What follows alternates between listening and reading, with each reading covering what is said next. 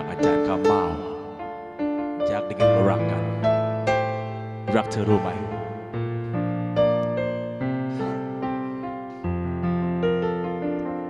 สิ่งที่ฉันไม่รู้สิ่งที่ฉันไม่ค่อยรู้ก็หัวใจ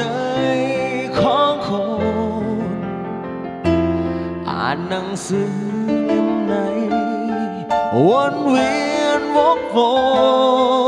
นแต่ไม่นานยังเข้าใจบอกกับฉันไม่รู้บอกกับฉันว่าไม่รักไม่ขอเป็นเพื่อนใจแต่ถ้าฉันได้เห็นแววตาข้างใดไม่เหมือนคำที่พูดเลยใจคนเรายากเจ็บเกินไปไม่เห็นต้องทำให้ยากเลยอย่างฉันก็ทำก็เป็นเหมือนอย่างเคยบอกเลยจากใจว่ารักเธอปากเธอแข็งรู้ไหมแต่ว่าฉันก็รับไว้ด้วยหัวใจ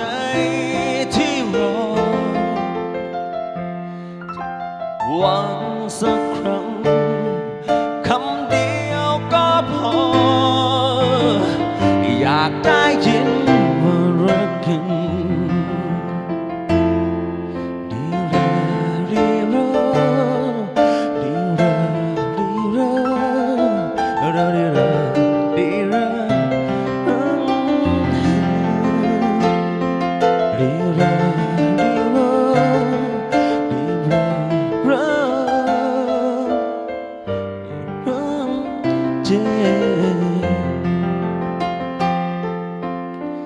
ใจคนเรา